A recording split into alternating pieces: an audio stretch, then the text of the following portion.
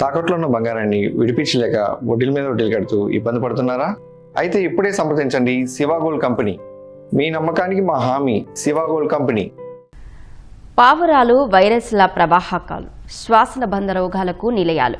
ఈ మధ్య కాలంలో మనం తరచూ వింటున్న కథనాలు. కానీ ఈ కపోతాలు ప్రేమకు సంకేతం, శాంతికి ప్రతిరూపం అంటూ వాటితో స్నేహం చేస్తున్నాడు విజయవాడకు చెందిన రహీం.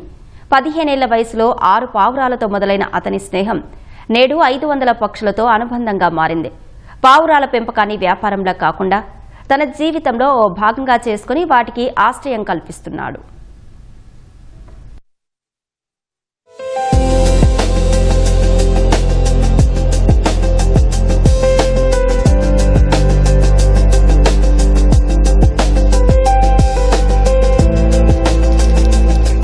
నీలి ఆకాశంలో నిర్మలమైన మనసుతో ఎగిరే కపోతాలను చూస్తుంటే మనసు పులకరిస్తుంది. ఇలా 15 ఏళ్ల వయసులో విజయవాడ ఆటోనగర్లో మెకానిక్ గా పనిచేస్తున్న సమయంలోనే ఈ మూగ జీవులతో రహీంకు స్నేహం మొదలైంది. అక్కడున్న ఓ చెట్టునే తన పావురాలకు తొలి గూడుగా మార్చాడు. అప్పట్లో 6 పావురాలతో మొదలైన ఆ సావాసం నేడు ఏకంగా 500 పావురాలకు ఆవాసంగా మారింది. అరుదైన జాతులకు చెందిన ఎన్నో పావురాలను రహీం కంటికి రెప్పలా సంరక్షిస్తున్నాడు. వాటికి ప్రత్యేకమైన ఆహారం, పరిశుభ్రత వాతావరణం కల్పిస్తూ నెలకు సుమారు 20,000 రూపాయల వరకు ఖర్చు చేస్తున్నారు.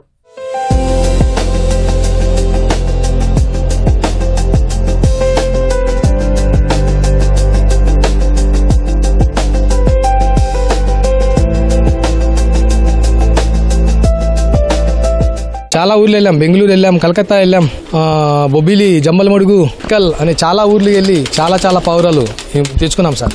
అంటే వీటి మీద ఇంట్రెస్ట్ నేను, మా అన్నయ్య ప్లస్ మానికొండ శ్రీనివాస్ అన్నయ్య, మేము ఈ బోర్డు ఎక్కడ ఫలానా చోట దొరికిందంటే మేము వెళ్ళి తెచ్చి ఆయన కొన్ని పేర్లు, నేను కొన్ని పేర్లు, అలా కూపర్స్ అని ఓల్డ్ జర్మన్ కూపర్ అనే బోర్డు 2 feet ఉంటుంది సార్. బోర్డు అది చాలా రేర్. ప్లస్ ఫ్రెంచ్ మౌంటైన్ అని ఉంటుంది, కోడి సైజ్ లాగా ఇంత ఉంటుంది. అది 15 సంవత్సరాల క్రితం పేరు వచ్చి ₹1,00,000 సార్. అది ఎవరో ఒక దాత నాకు 20,000కి బేబీస్ ఇచ్చాడు.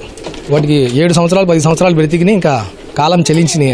ఇంకా చాలా సార్ 200 మోడల్స్ ఉన్నాయి మేడం, 500 బోర్డ్స్ ఉంటాయి మేడం. బఠానీలు, సజ్జలు, జొన్నలు, రాగులు, 5 నూకలు కూడా వేస్తుంటాను నేను. ఒక 15,000 20,000 అవుతుంది మేడం. నేను వర్క్ చేసుకుంటాను కదా సార్, నాకు టీ కూడా అలవాట్లేదు. ఆటనాలు ఏదైనా ఉంటే సగం డబ్బులు మా ఫ్యామిలీకి ఖర్చు పెడతా, సగం డబ్బులు పావురాలకే ఖర్చు పెడతా. మా మేడం కూడా కొద్దిగా సపోర్ట్ చేస్తుంది. ఆమె కూడా షాప్ వర్క్ చేస్తుంది, బట్టల షాప్ ఉంది ఆమెకి. నా అభిరుచిగా ఎంకరేజ్ చేస్తుంది. గతంలో వినోద కార్యక్రమాలకు వీటిని పంపించినా ఇప్పుడు కేవలం రేసింగ్ పోటీలకు మాత్రమే పంపిస్తున్నారు. ముఖ్యంగా రేసింగ్ హోమర్స్ జాతి పావురాలు పోటీల్లో అదరగొడుతున్నాయి. ఇటీవల కన్యాకుమారిలో వీటిని వదిలిపెట్టగా కేవలం 3 రోజుల్లోనే విజయవాడలోని తమ గూటికి చేరిపోయాయని రహీం చెబుతున్నారు. రేసింగ్ హోమర్స్ చాలా రేర్ సార్. అవి నా దగ్గర 2000 కిలోమీటర్లు ఒక 3 రోజుల్లో వచ్చిన రికార్డులో ఉన్నాయి నా దగ్గర. అక్కడ క్లబ్ వాళ్ళు వదులుతారు మేడం, అక్కడ తీసుకెళ్లి కారులో అక్కడ వదిలేస్తారు. వచ్చిన తర్వాత వాటి బి కాంప్లెక్స్ ఇస్తే కొద్దిగా బలం రెక్కలు కొట్టి అలసిపోయి ఉంటాయి. తన పిల్లల్లా పావురాలను ఎంతో ఇష్టంగా సాకుతున్నా చుట్టుపక్కల వారి మాటలు అప్పుడప్పుడు బాధిస్తుంటాయని రహీం చెబుతున్నారు. అరే పావురాలు పెంచుకోవడురా, దరిద్రం రా, పావురాల దరిద్రం అని అంటారు. నిజం చెప్తున్నా మేడం, నేను కష్టపడుతున్నా, సంపాదిస్తున్నా. పొద్దున 6:30 వెళ్తే ఏదో ఈటి పుణ్యమా నా పుణ్యమా ఏదో సంపాదిస్తున్నా, దీనికి పెడుతున్నా, నా వస్తుంది.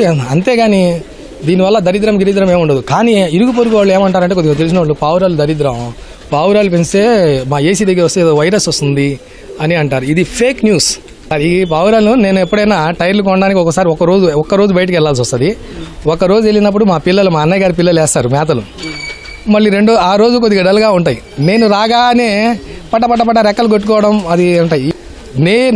నేను ఎంత హ్యాపీ అవుతానో అవి కూడా నన్ను చూసి అంత హ్యాపీ అవుతాయి సార్.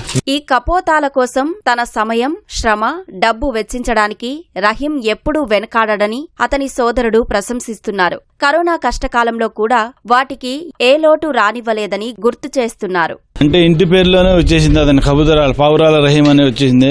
వాళ్ళ పిల్లల కన్నా ఎక్కువ ఈ పావురాలని ప్రేమిస్తూ ఉంటాడు అతను. కరోనా టైంలో కూడా డబ్బులు లేకపోతే చాలా వరకు పాపం కరోనాలో 80% ఈ పావురాలుగా ఆయన పెట్టాడు. ఎలాగా ప్రేమిస్తాడంటే, ఈ లేకపోతే నా జీవితం లేదు అన్నట్టు ఉంటాడు. నేను స్కూల్ నుండి రాగానే హోంవర్క్ చేసుకొని ఇక్కడికి వస్తాను. పావురాలతో ఆడుకొని వాళ్ళు నా మీద వాళ్తాయి పావురాలు.